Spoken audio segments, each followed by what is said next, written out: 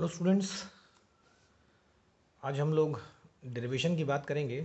और ऐसे में पीछे हम लोगों ने फॉर्मूले पढ़े थे, जो डायरेक्ट फॉर्मूले आपस में कई सारे कंसंट्रेशन टर्म्स को लिंक करते थे।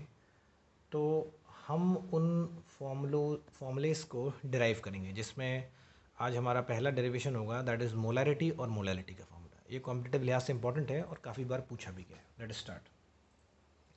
अगर हम मोलैरिटी की बात करें तो मोलैरिटी का फॉर्मूला होता है दैट इज़ सॉल्यूट के number of moles upon solution का वॉल्यूम, जो लीटर में होता है। अगर मोलैलिटी की बात करें तो सॉल्यूट के number of moles upon solvent का वेट, जो किलोग्राम में होता है। सिंप्लीफाइड फॉर्मूले की बात करें तो मोलैरिटी का सिंप्लीफाइड फॉर्मूला होता है that is WB upon MB, solute का वेट अपॉन सॉल्यूट का मॉलिक्यूलर वेट। सॉल्यूशन का वॉल्यूम, जो आम तौर पर वो ml में देता है, 1000 से डिवाइड करके हम लोग उसको लीटर में ले आएंगे। मोलैलिटी की बात करें तो सॉल्यूट का वेट अपॉन सॉल्यूट का मॉलिक्यूलर वेट। सॉल्वेंट का वेट यदि वो ग्राम में देता है तो हम 1000 से डिवाइड करके उसको किलोग्राम में कन्वर्ट करेंगे। यहाँ से हम लोग सॉल्यूट का वेट अलग करेंगे। सॉल्यूट का वेट अलग करने के लिए सारा फॉर्मूला WB के टर्म में लिखा जाएगा। Molarity into molecular mass of solute into solution का वॉल्यूम अपॉन 1000। और यहाँ से हम लोग बेसिकली सॉल्वेंट का वेट अलग करेंगे। सॉल्वेंट के वेट की बात करेंगे तो यहाँ आ जाएगा सॉल्यूट का weight into 1000 upon molality multiplied by molecular mass of solute. ये जो हमने सॉल्यूट का वेट निकाला है, हम इस डाटा को उठा के यहाँ इस फॉर्मूले में प्लेस करेंगे।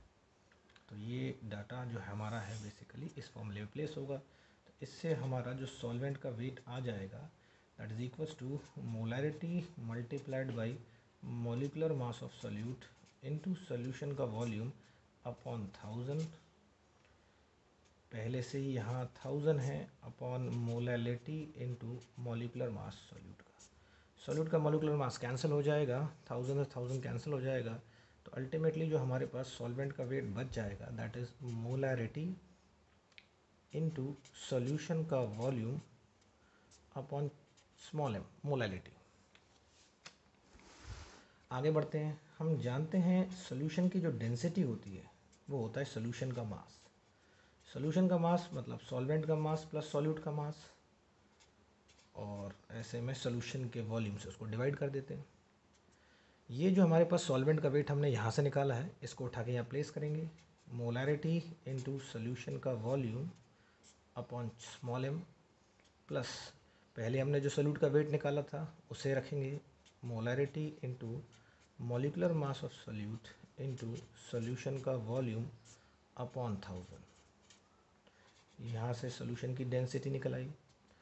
इस दौरान हम लोग मोलैरिटी और सॉल्यूशन के वॉल्यूम को अलग कर देंगे। अलग करने पर यहाँ रह जाएगा 1 अपॉन मोलैलिटी, और साथ में यहाँ रह जाएगा molecular mass of solute upon 1000।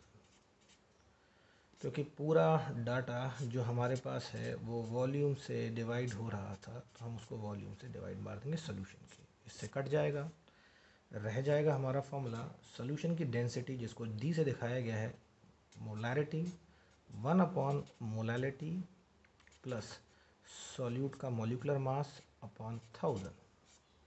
ये रिलेशन अपने आप में पूछा गया है नीट के कॉम्पिटिटिव एग्ज़ाम के अंदर और आ जाता है।